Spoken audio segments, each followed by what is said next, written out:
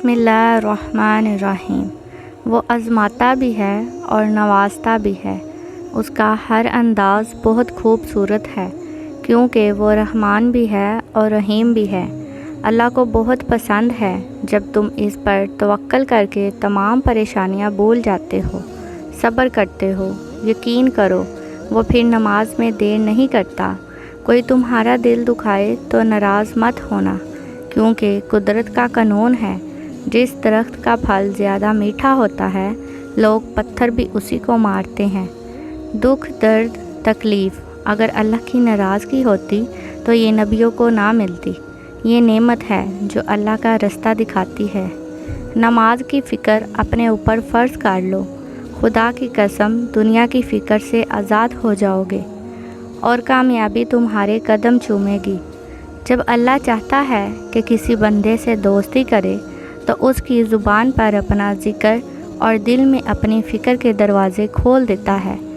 ماں کی ایک عادت خدا سے بہت ملتی ہے، دونوں ہی معاف کر دیتے ہیں۔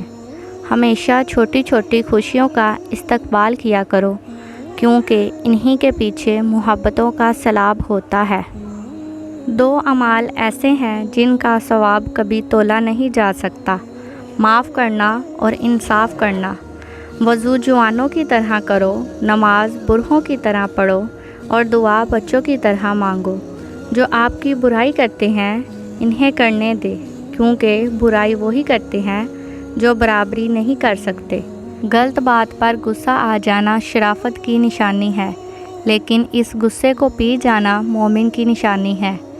تین لوگ جب آپ کے سامنے بات کر رہے ہو تو انہیں مت روکیں: والدین، بچہ اور غمزدہ انسان، کیونکہ ان کا دل بول رہا ہوتا ہے۔ بہترین رشتہ وہ ہے جو آپ کے عیب جان کر بھی آپ سے تعلق ختم نہ کریں، اور بے شک یہ رشتہ آپ کا اللہ کے علاوہ کسی سے نہیں۔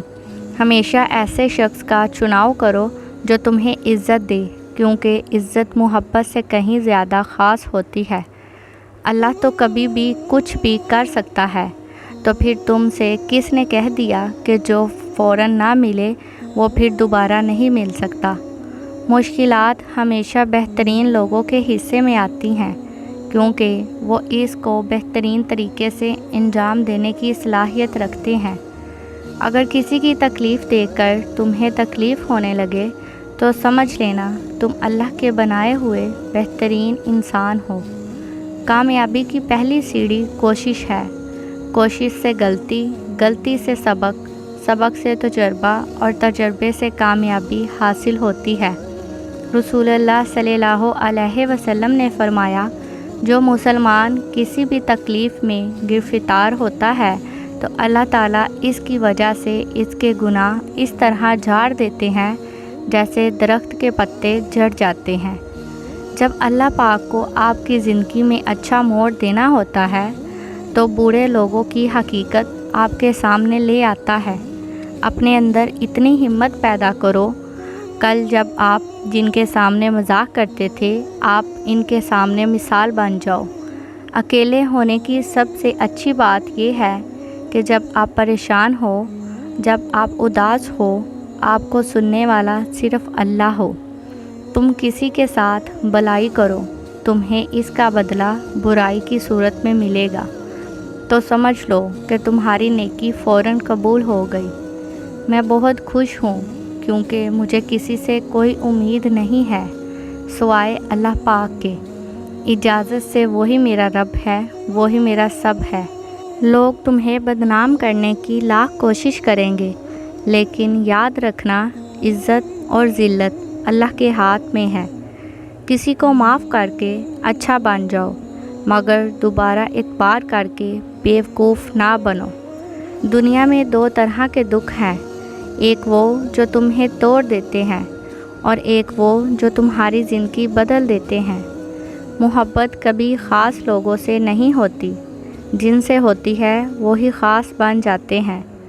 اگر تم اپنے رب پر بہت بھروسہ رکھتے ہو تو یہ جان لو کہ تمہارا رب اس بھروسے کو کبھی ٹوٹنے نہیں دے گا، انشاءاللہ۔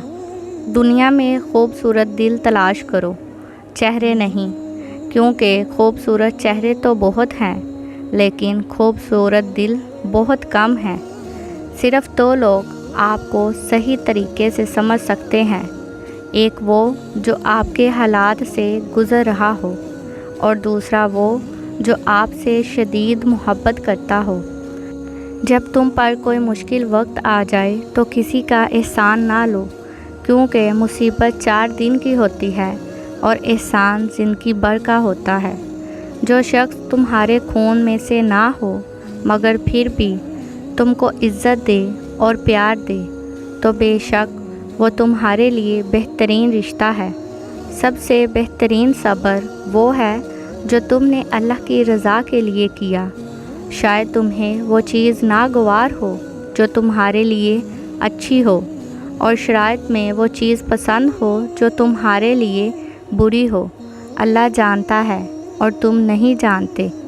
ایک دن سونے نے لوہے سے کہا کہ ہم دونوں ہی لوہے کی ہتھوڑی سے پیٹتے ہیں، پر تم اتنا چلاتے کیوں ہو؟